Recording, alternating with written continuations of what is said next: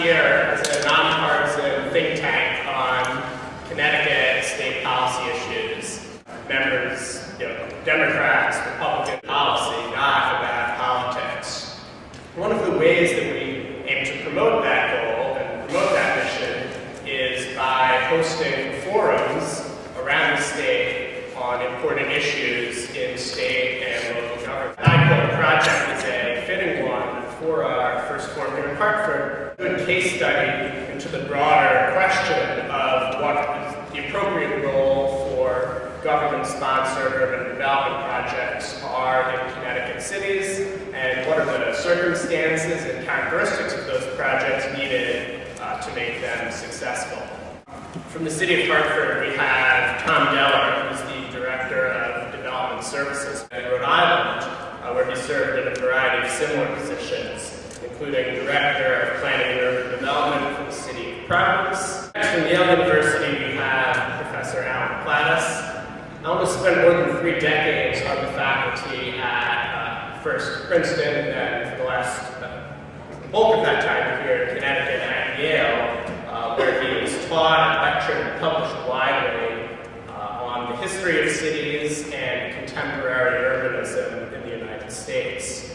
He's also the founder of Yale's Urban Design Workshop, which focuses on consulting and advising cities both here in Connecticut and around the world on architecture and urban design. Hartford planning legend, Don Poland. Don has spent the last 17 years working on land use and community development issues here in the greater Hartford region and planning at CCSU right nearby. Sundlun. Kara is an Emmy Award-winning reporter and anchor for WFSB Channel 3 here in Hartford. She anchors their Eyewitness Noon at Noon. She's the co-host of the extremely popular show Better Connecticut. And she also has a very distinguished record as a reporter covering government and public policy.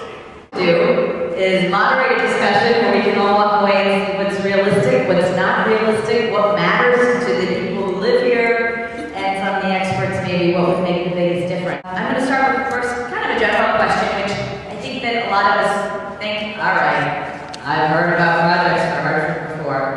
And then we had government-sponsored urban development projects from Constitution Plaza, the Civic Center, Riverfront Recapture, Adrian's Landing. And the results, as far as getting private sector activity, getting people to move downtown, increase the vibrancy, have been mixed. There have been some good results and maybe not ones that people expected.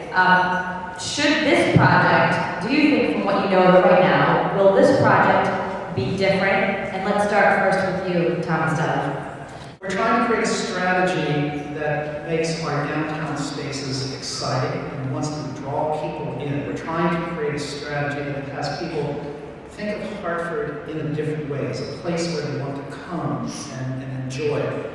It's trying to encourage the businesses that are here to invest in that belief and thought process that we've laid out through the I-Quilt plan. This plan is very different than many other plans that we've done. There are what I'll call the framework pieces and then the construction pieces. And the framework is really trying to talk about those things of walkability, innovation, culture, and how we take those things and frame Hartford in a different way so that people think of us and that we try to become a sense of place, and that our businesses like the Phoenix, who have to redo their roof at their building, create a green plaza instead of just the hard concrete.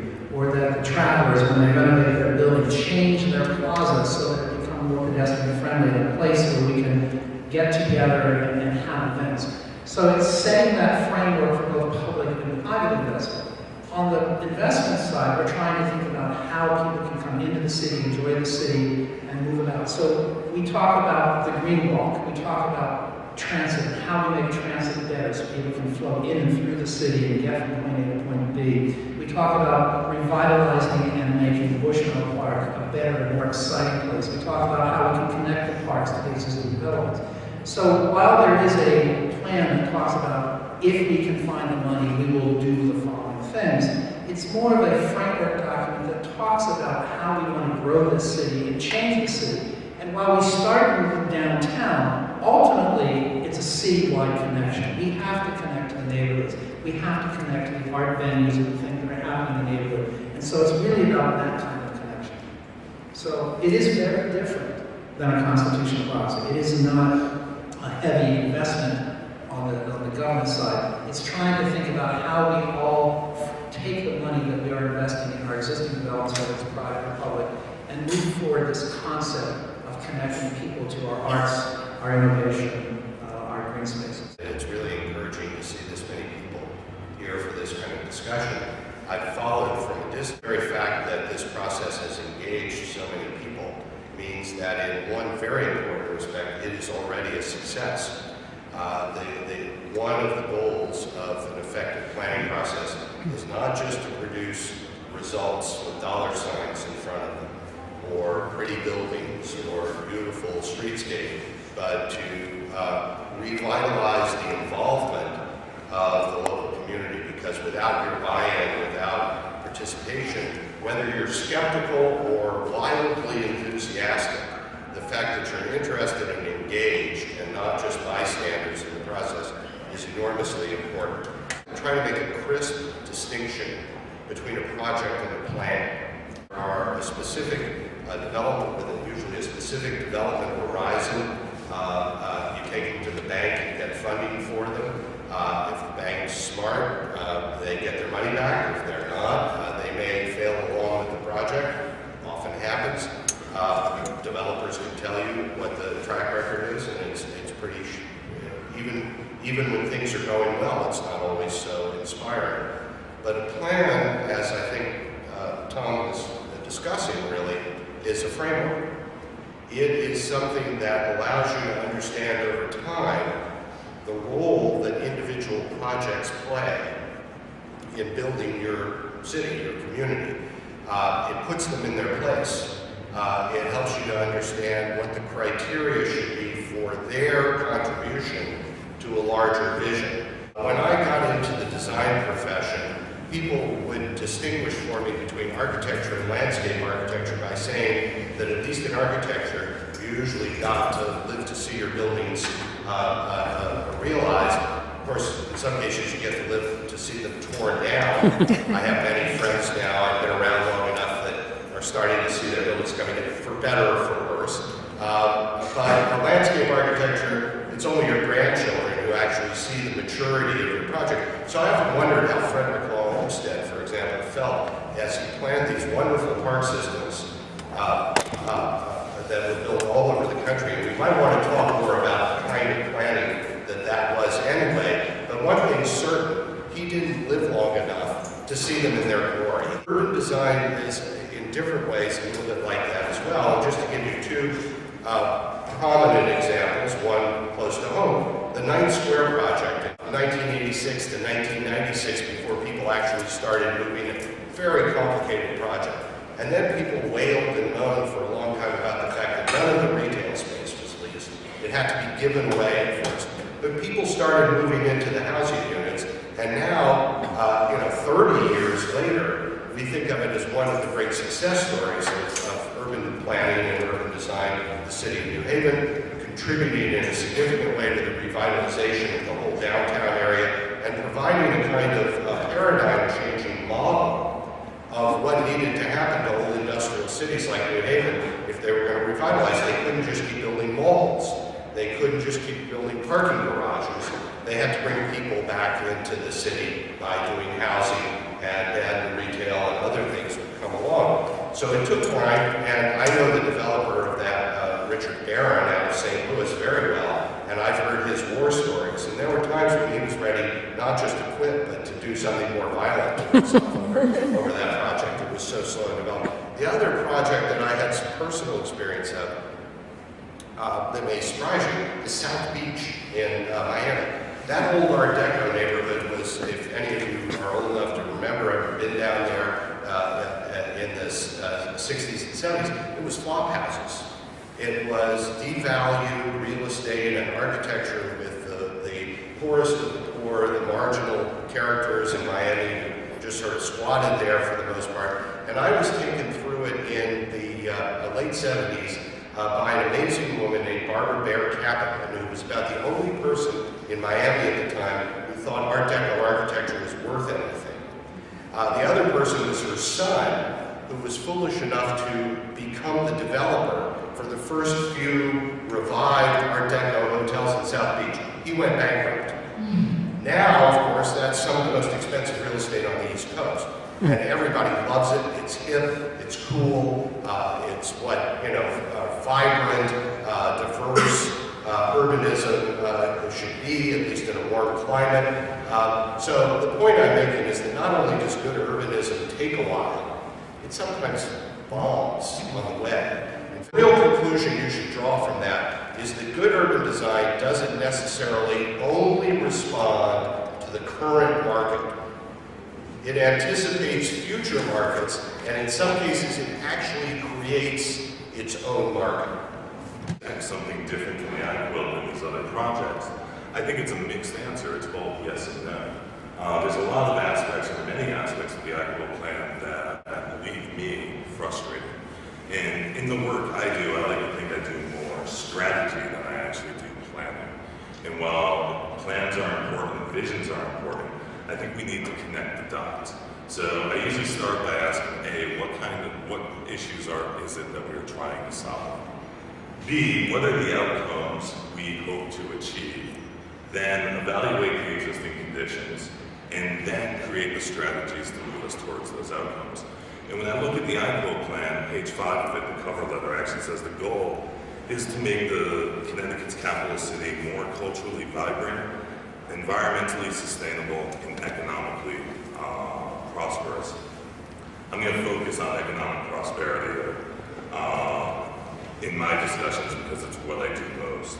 And when I look at that as the goal of the plan, I don't see specific aspects of the plan assure us that we will achieve these outcomes.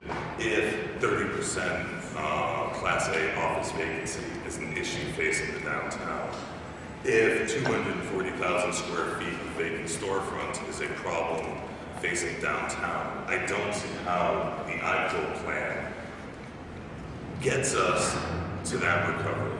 But there's no rational nexus between what it is we are doing and what I actually see as the economic issues that actually face the downtown. With that said, I want to make it clear, everything in the I-Quilt plan, I think, could play a significant role in a strategy to economically revive downtown and make it a more competitive place. The wayfinding stuff is spectacular. I very much support it. The Envision Fest, the programming, very much critical. But how we actually connect that to an economically prosperous downtown, I don't see it coming out of this plan. Nations along the way talk about it being an economic development plan. Now that's been dropped, I think, from the actual language of it. But there is still this link to the goals of economic prosperity. About putting water back in Bushnell Park when the province relocated its river, whether or not water is important. That's one of the most expensive items, $31 million. Tower Square, resurfacing the plaza, adding tables and chairs, making it a more outdoor space, and more renovation of the park with the trees, lighting. The ranges in cost go from something relatively small in a project like this, $1 million for the signs, to again $31 million for putting the water in. So what are the relative merits, given the cost and the potential payoff? We need to go through and start testing it and verifying it with the people of the city. We need to go out and analyze how we achieve each of these and whether it makes sense to achieve. As I said, test all these things, understand what they really cost. Back at the Park Rivers, we really need to understand what that's going to cost, what it does for us, and say we have to prove it. Say what I think the two important parts of this framework are, and that's walkability. Now that sounds maybe a little bit trivial, and we talk about the impact of, let's say, bicycle access on cities like Seattle and Portland, which have had huge success, not because of their climate, of course, but one of the things that people, particularly young people, perceive about those cities is that they're enormously bicycle friendly, and they've been able to tap into a huge market for that. And I think that's only going to be more important for more cities. It's more difficult for some places than others, and in the downtown areas of cities, bicycle access is maybe not the thing you're talking about. You're talking about probably a degree of walkability. Some serious studies done by people like Todd Littman, who's on the National Transit Policy Board and runs a think tank in Victoria, British Columbia, on transportation issues, on the economic impact of walkability on urban development. And it turns out to be pretty significant. There have also been some specific studies done on the impact of walkability on housing values in inner city urban neighborhoods. And not everywhere, but in many places, that turns out to be pretty significant as well, if you can pull it off. Now, is it Hartford's thing? I think that the plan is right. When you look at Hartford, one of its structural assets, in addition to all the wonderful institutions, is its compact downtown area. It's very small compared to a lot of downtowns. And so I think this may be a real opportunity. Will it bring back Class A office occupancy? I doubt it. I think the impact will be in other ways. And by the way, small to medium-sized cities are not going, in our lifetime, I think, to ever again be the regional centers for Class A office space. New York, Boston, San Francisco, yes, their downtowns will still compete in that marketplace. But I think the bad news, but the news that we need to work with and accept, is that that's not what's going to, by itself, revitalize our downtowns. More likely going to be their livability as residential live-work neighborhoods. And in New Haven, for example, we now are in the top 5 nationally of cities in terms of the percentage of people who walk to work. About 13.5% of the people in New Haven walk to work. 14% in Berkeley, for God's sake. Much higher, yes, in Manhattan. Hartford, I think, is still down around about 5.8%. Now, walking to work is not just walkability. It's having places you can live within proximity of walking to work, but without the walkability, it doesn't work very well either. The other thing is you need something special. And what's significant about the Providence River example is it's become a signature item. It's the identity around which the revitalization of the city's been built. Is it for every city? I don't know. San Antonio, by the way, did it back in the 1930s. So it's not a new idea, and it's continued to work for San Antonio. I think in Providence, they spent about $146 million over a decade on bringing the river back. And in the first year after all of that was done, the hotel occupancy rates in Providence doubled. Now, was that a direct connection? I don't know, but I know Providence over time not as well as Tom does. And I know that it was both psychologically and literally a huge shot in the arm. So I think as you think about your priorities, you need to look for those elements, or even element that will be special and unique and galvanizing for Hartford. I don't know automatically what it is. It might be water. I think it's more likely Bushnell Park itself, and the feeling that it's not just an isolated island, but a kind of nebula that reaches out with plan and visions into a lot more of the downtown area. It's a very special place. Historically, in a contemporary, could be more in a contemporary sense. That's my guess. I don't see us looking at the true connections and the true economic challenges of the neighborhoods, so the connection of downtown to the neighborhoods. I don't see us doing a lot of things. What I like about it, it's the soft stuff, it's the little stuff, it's the programming, it's the wayfinding, it's not the big grand plans. See, the problem with Bushnell Park being is its maintenance. We cannot actually maintain it to the level it should be maintained. If it's the crown jewel of the city, then it should be maintained meticulously, like the mall in DC. Why are we talking about spending $30 million to recreate some type of brook or water feature in the park when we can't maintain the existing pond that's there? Why are we talking about expanding Bushnell Park up through the Gold Street area and making a larger green space for maintenance when, once again, we can't maintain the existing facility? So, what is the value of spending $30 million based on the existing conditions? The librarian's ideal of a well-maintained library is one where nobody reads any books, because as soon as you allow people to handle the books and use them, they get messed up. One that stimulated the most economic development, even though that was not its intention at all, is the High Line in New York, which was totally a private